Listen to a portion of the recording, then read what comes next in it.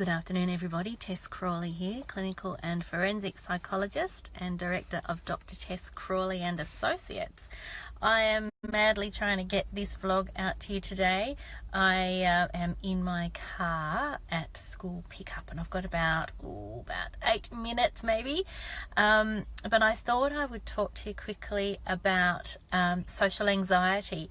This is following a specific request. So I put a call out a few days ago for people to let me know what topics they would like me to talk about. And one of the requests was to talk about social anxiety. So I'm just sharing this into the stigma rebellion. Amazing what I can do in my car. And there we go. So we're going live into the stigma rebellion as well as the main page.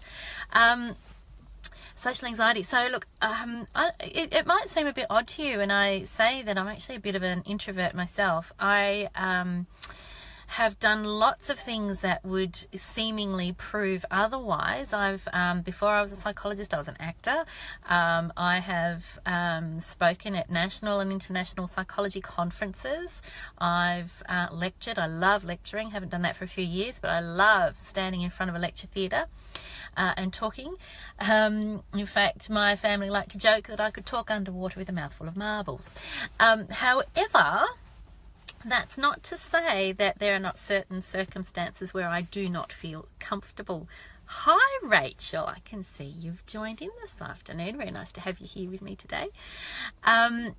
So, you know, when I know what I'm talking about, I'm very comfortable and I can talk quite openly and confidently about certain things.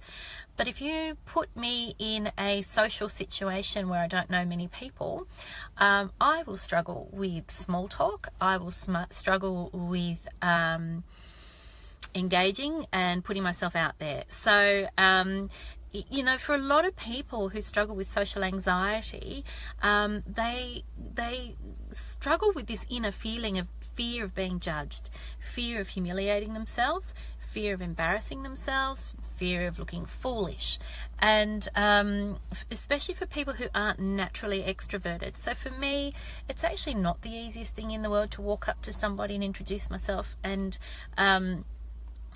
make myself known, especially in a social situation, and especially if I'm the fish out of water. So if a lot of other people know each other but I don't know anybody, I'll tend to be a bit of a shrinking violet and stand back in the corner a little bit and wait for the social environment to sort of grab hold of me rather than me grab hold of it. For people with significant social anxiety, so what I'm describing, my experience, of course, is within the realms of what is a normal experience of social discomfort. People who suffer significant social anxiety will find it quite debilitating. So they might experience panic attacks at the thought of going to a party, for example, or the thought of public speaking. And for some people, that social anxiety can extend to being so extreme that over time they may develop agoraphobia, where they find it increasingly difficult to leave their house. And of course, I wouldn't want that to frighten people who have some mild to moderate social anxiety. Not everybody with social anxiety ends up with agoraphobia as well, but in its extreme version, that's where it can lead. So how do we deal with it? And it is really, I guess, a three-pronged treatment. For social anxiety, we use a lot of the same techniques as we would for any other form of anxiety.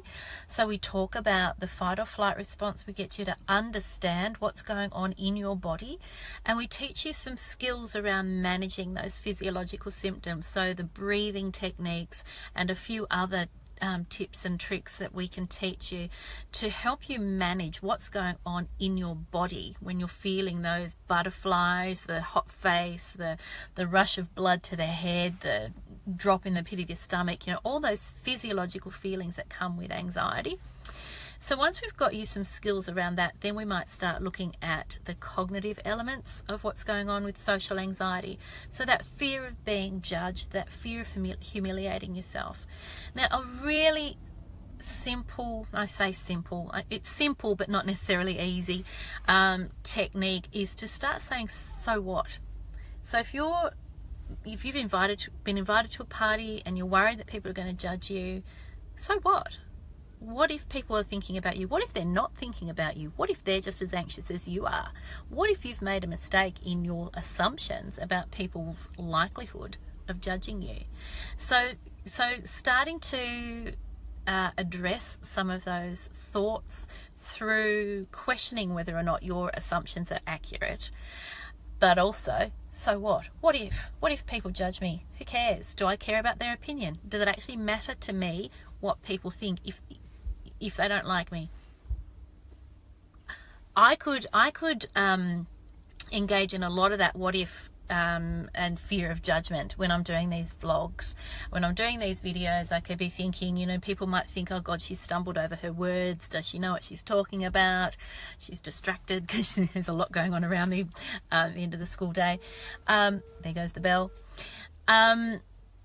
If I stopped and let all those thoughts, hi Mel, thanks for joining. If I stopped and let all those thoughts, all those what ifs and all those fears of judgment, if I let them loudly into my thinking, I'd never get anything done. Now this is day, 61, 62, day 62 of my 90-day vlog challenge. I never would have done my first vlog ever if I had let all those fears of being judged take the power away from what I really wanted to achieve.